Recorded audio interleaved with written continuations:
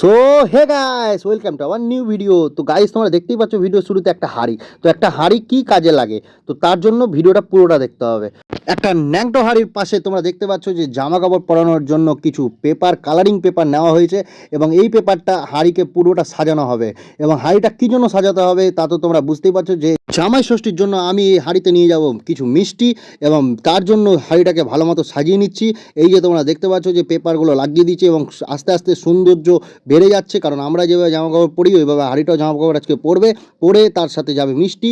তো এই যে দেখো কীভাবে সাটাচ্ছি আমরা। এই ভিডিও আমি কোথাও পাইনি ইউটিউবে খুঁজে, তাই জন্য আমি বানিয়ে নিলাম প্রথম এরকম একটা হাঁড়িকে সাজিয়ে। ফিউচারে যদি কেউ হাঁড়িকে এইভাবে মানে ন্যাংটো হাঁড়িকে কেউ এইভাবে জামা কাপড় পরালে আমার ভিডিওটা ফলো করে নিও এবং চ্যানেলটাকে অবশ্যই সাবস্ক্রাইব করে নিও। তো গাইজ, আমি চলে এসেছি এখন মিষ্টির দোকানে এবং মিষ্টির দোকানে মিষ্টি কিনবো। জামাই ষষ্ঠীর জন্য শ্বশুরবাড়িতে মিষ্টি নিয়ে যাব। তো এই দেখো মিষ্টি ভরে দিয়েছি হাঁড়ির ভেতরে এবং এবার হাঁড়িটাকে পুরোপুরি ঢেকে দেবো।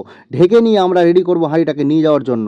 এবং এই যে দেখো হাঁড়িকে ভালোভাবে কালারিং পেপার আরও একটু দিয়ে দিলাম এবং আরও তার সৌন্দর্যটা মানে গেট আপটা বেড়ে গেল। তো গাইজ, এই যে দেখছো কীভাবে বেঁধে দিলাম এবং এই যে দেখো একটা সুন্দর দেখাচ্ছে একটা হাঁড়ি এবং এইভাবে আমি নিয়ে যাব।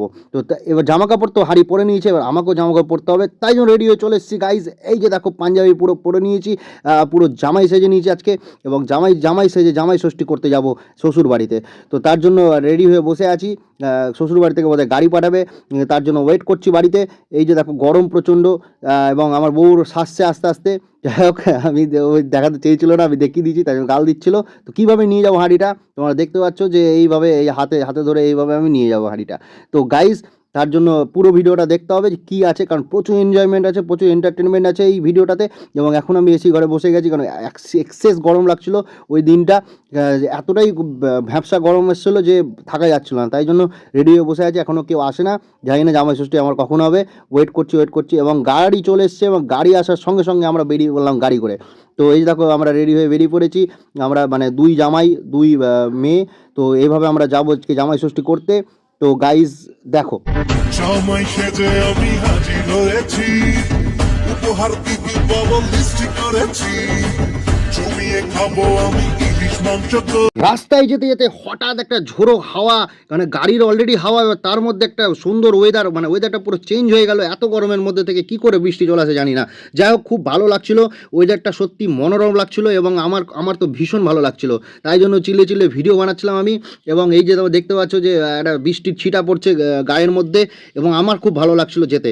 এবং তার মধ্যে গাড়িতে গান চলছিল যে শ্বশুর বাড়ি জিন্দাবাদ। যাই হোক, এই যে দেখো গাড়ি করে যাচ্ছি এবং বৃষ্টি প্রচণ্ড জোরে পড়তে লেগে গেছে এবং সত্যি বাইরের মানে সৌন্দর্যটা খুব সুন্দর লাগছে, সূর্যটা কত সুন্দর লাগছে দেখো গাইজ। আমরা যাব মালদা টু কালিয়াগঞ্জ, তাই জন্য আমরা রাস্তা ধরে নিয়েছি NH-12। তো NH-12 ধরে আমরা সোজা বেরিয়ে যাবো বুনিয়াদপুর থেকে আমরা কালিয়াগঞ্জ। তো গাইজ, পুরো ভিডিওটা দেখো। এবং আমি তো পুরো মানে আমার একটা আলাদাই লাগছিল, কারণ আমার এটা দ্বিতীয় জামাই ষষ্ঠী ছিল। প্রথম জামাই ষষ্ঠীটা আমার পরীক্ষার জন্য, এক্সামের জন্য বাদ হয়েছিল এবং এইটা আমার দ্বিতীয় জামাই ষষ্ঠী, প্রথমের মতো এনজয় করছিলাম। তো গাইজ, আমরা কালিয়াগঞ্জ পৌঁছে গেছি এবং এই দেখো কালিয়াগঞ্জের কালীবাড়ি, মানে যার নাম অনুসারে কালিয়াগঞ্জ শহরটা। এবং কালিয়াগঞ্জের এই যে কালীবাড়ি মন্দিরে আমি পৌঁছে গেলাম এবং এরপরে আমরা যাব বাড়িতে। তো বাড়িতে গিয়ে তারপরে আমাদের জামাই ষষ্ঠী পালন হবে। এবং জামাই ষষ্ঠী করতে করতে সত্যি মানে আমার যে গোষ্ঠীর ষষ্ঠী পূজা হয়ে গেছিলো যে আমি নিজেও বুঝতে পারিনি। রাস্তা অনেক ছোট কিন্তু তাও আমার মনে হচ্ছিল অনেক বড়, কারণ এই দেখো মুখ চোখ দেখে বুঝতেই পারছো কী অবস্থা হয়েছিল আমাদের, আমার বউকেও দেখে বুঝতেই পারছো।